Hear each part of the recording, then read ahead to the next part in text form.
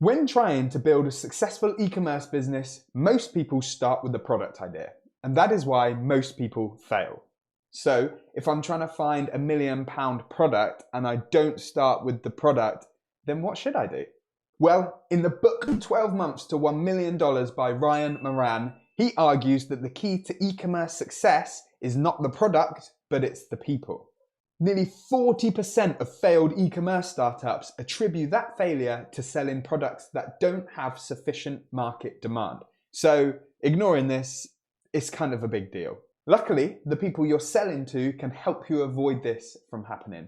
After 10 years of building businesses, I have tested countless growth frameworks, and the one I'm going to show you today is by far the most proven and has helped my company get to 20k per month in revenue and an ASOS partnership. So what does starting with people actually look like? In this video, I will help you find the perfect audience for you, their deepest and most common pain points, and the solution that you'll sell in the form of products for your e-commerce store. So instead of finding random trending products to sell, we're going to help you build a system to find you a profitable, long-term product line that will get you to that big, juicy number you're after. So you might think this is backwards, and it does seem counterintuitive, but we want to start with who are we going to serve before looking at products. When choosing the people that you want to serve, founder idea fit is extremely important. You want to serve people that you understand and you have access to. So if you're fixing your own problem, that's even better. Essentially, the more you know of the group of people, the better. Remember, you'll spend years serving these people, so it has to be a group of people that you resonate with, that you want to help, and that you enjoy being around. To help you with this, the first stage of the framework is the perfect customer avatar. And you can get your own in the link in the description below, just like all the other sections of this framework. You can make a copy and you can work along. The critical result we need by designing this perfect customer avatar is to really understand their pain points, which is coming later in the video. But a perfect customer avatar also massively helps with early stage growth and marketing, because it means you can target the exact people who are most likely to purchase your thing without wasting your budget and all the rest. You can get much better results from this.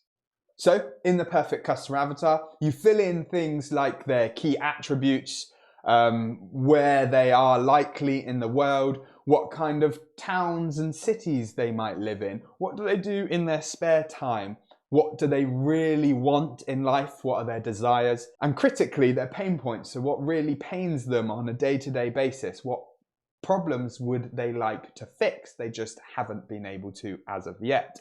This, I believe, is easy enough on the perfect customer avatar. The next question right at the bottom is, where do they spend their time digitally and physically? With all that information, we can kind of picture what a normal day for them looks like, and we can think where they are from the moment they wake up, what kind of platforms are they going on their phone, are they going to their laptop, are they working from home, are they getting on a bus to commute to the middle of town, are they going to the gym on the way to work, what are they eating on the way to work? Let's be as specific as possible. The more specific we are here, the easier it is later down the line. Trust me on that one. So once you have a nice, filled, perfect customer avatar, the next step of the framework is pain point mapping. So job one, we want to list every single pain point that we can think for these people. And if we don't know any, then it's time to do some customer discovery. Most people will miss this step, which is a huge mistake, because you need to make your decisions based on real world data, not just what you and your friends and your family think, because that likely won't fit into your target segment. Customer discovery is a large topic on its own, so I'll be creating a video dedicated to just that, so check out my channel. The critical result we want from this pain point exercise is to find the deepest and most common pain points that people are experiencing so that we can solve them. If people aren't experiencing a real issue or pain point that they want to fix, it's going to be a lot harder to sell them the product. Trust me, I've built failed businesses too, and this is the most important part of starting a new business to me now. I will not get this wrong again.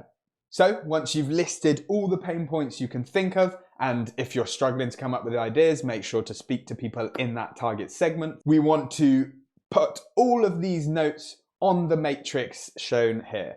So we want to put the most common at the top, we want to put the most painful to the right, and we are looking for the batch that end up in the top right hand corner. Pain point mapping should end up looking like this. We want to list every single pain point that we can think of because it makes the next stage a lot easier. So now you have a detailed list of all the problems that people are struggling with, and you can put them into this chart, and we can see which are the most common and the deepest because they will batch in the top right of that graph. Everything else we can just wipe away and ignore. We want to take the batch in the top right and we want to make a nice succinct list. Only now do we start thinking about products. I don't know about you guys, but I have trouble forcing a really good idea. Usually my good ideas come to me while I'm walking or showering or at the gym. So at this point, you know the problems that you're going to solve. I'd just sit on them. Within a few days or weeks, that light bulb moment will come to you, hopefully, and that will be a route that we are looking to test. If a light bulb moment doesn't happen for you, and let's do some competitor market research, let's see who is solving similar problems in the space. And I'm a big fan of taking inspiration. So look at what's working, tweak it, and put your own spin on it. When I say put your own spin on it, we need to make decisions based on our customer discovery and on our perfect customer avatar. Everything needs to be for them. So we need to find out what's not working about the current solutions out there, and we need to fix that so that you are the best in the marketplace. Hopefully now your brain should be flooded with ecom product ideas, and the great thing is these were born from real market need, not just a fun idea that sounds good from the outside, but there is proof that people need this. What's next? Well, we need to move on to MVPs. A minimum viable product is the best way for you to validate this idea without spending too much time or money. MVPs mean that you can build a business that you know will actually work before even building it. So that's a step-by-step framework of how to find a product or a range of products that will get you to £1 million in revenue.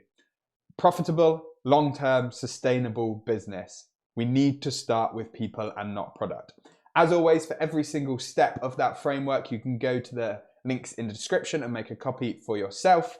And I'm not selling you anything, so just go steal the framework and drop a comment below if you have any questions. Good luck, guys.